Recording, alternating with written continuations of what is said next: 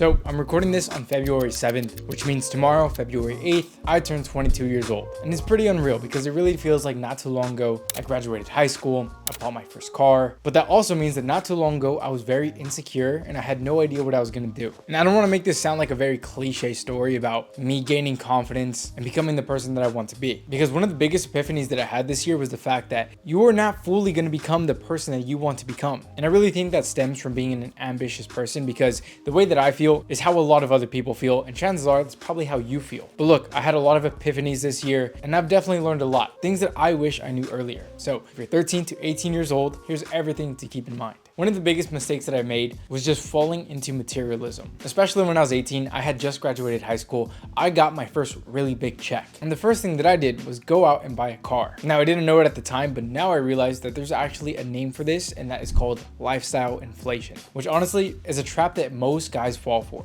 But one thing that I'm learning more and more every single year is the fact that there's always going to be something shinier. There's always going to be a better car. There's always going to be a better apartment. Shiny things are never going to run out, and they're never going to leave you feeling fulfilled. So I definitely wish I knew that at a younger age. Materialism doesn't mean anything. But if I'm being completely honest, even if I told my younger self this, I really feel like it's one of those things that most guys just kind of have to learn for themselves.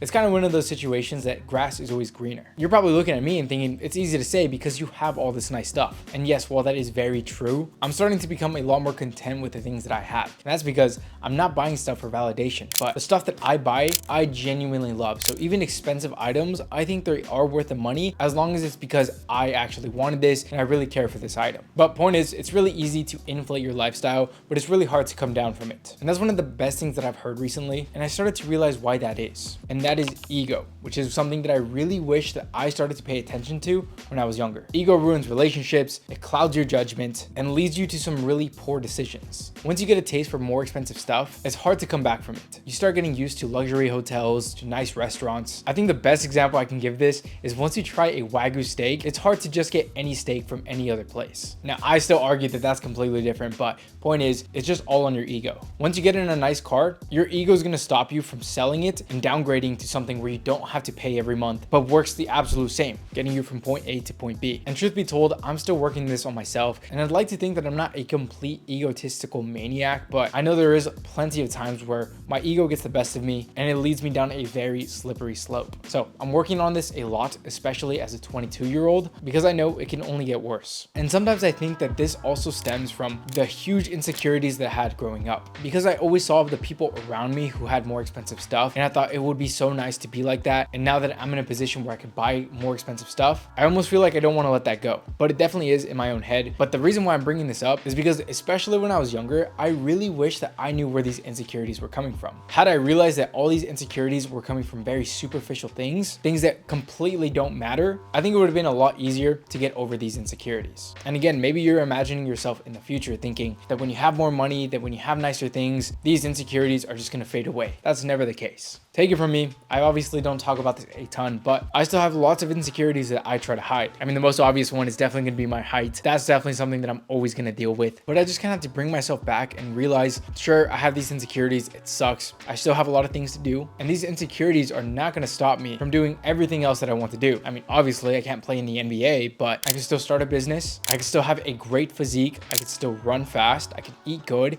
I can have great relationships. These insecurities are not stopping me. And speaking of great physiques, my physique has always been on a roller coaster. I either feel like I look really good or I hate the way I look. But funny enough, I know there are plenty of times where I feel like I hate the way I look. And then 2 months later, when I'm even more off routine, I look at photos from that period of time and I thought, wow, you know what? I did look pretty good. And so a really big epiphany that I had this year is the fact that I am always caught up in the future. I'm always thinking that even in just 3 months, I'm gonna have a lot more money in the bank. I'm gonna be more successful. My physique is gonna look better. And while hopefully that is true, that doesn't mean that I'm a failure or that I suck today. Today, I'm still doing pretty good. Sure, my physique isn't quite there yet, but I do have a pretty good physique. And I guess the main point that I'm trying to get across is the fact that when you have a goal, it's not so much that you have it or you don't. What it should be about is the fact that you're actively getting there. I hope that makes sense because I can't quite find the words that I really want, but you gotta fall in love with doing the things that are gonna get you where you want to be. So instead of chasing results, start chasing habits. In fact, from time to time, I'll put that on the whiteboard back there just to remind myself that. And another thing that I'll write back there is Ask yourself, is this necessary? This is a great quote that I heard like 2 weeks ago, and I'm really glad that this is one of the things that stuck to my brain. At random points in the day, I'll just ask myself, is this necessary? Or just a simple question of what is this serving? So when I'm on my phone and the thought just runs across my head, is this necessary? It's definitely not. When I am hungry and I know that I have ground beef,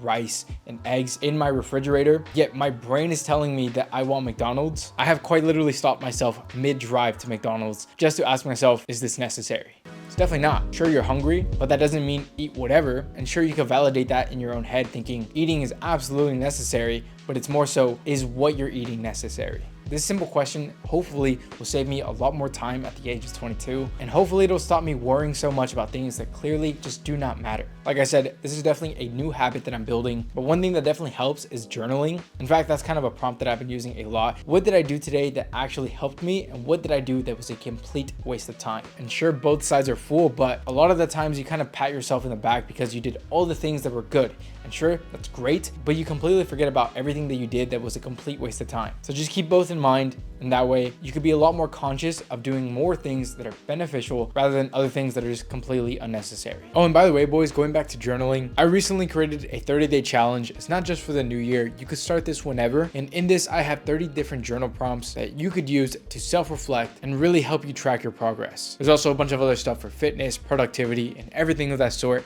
That's going to be linked in the description. Now, one thing that I'm really going to focus on at the age of 22 is balancing relationships. There's times where I just dial in, which is obviously a great thing, but I would just get super lonely and then it would just get in my head and it's a terrible feeling. Kind of realizing that humans kind of crave community. So if you could surround yourself with good friends that are hopefully driven like you are, then these good friends are going to push you where you want to be. And so it's really important to balance relationships that are actually good for you. Of course, some relationships aren't always the best. Sometimes you have friends that are just not good friends. Sometimes your significant other, although they're very fun, they're clearly not the person that you're supposed to be with. Now look, I'm not one to talk about dating advice because I'm in all honesty the last person you should ask. I don't have that figured out just quite yet. But as far as my friends goes, when I was younger, I hated the idea that I would lose my friends and we would just stop talking. But I had so many friends that it's practically impossible to balance all those relationships. So now that I'm 22 years old, I definitely have a lot less friends, but the friends that I do have, we always push each other, whether it's in the gym, whether it's in our finances, whatever the case is. These are great relationships that are actually beneficial to have. Now look, I definitely messed up a lot in the last 5 years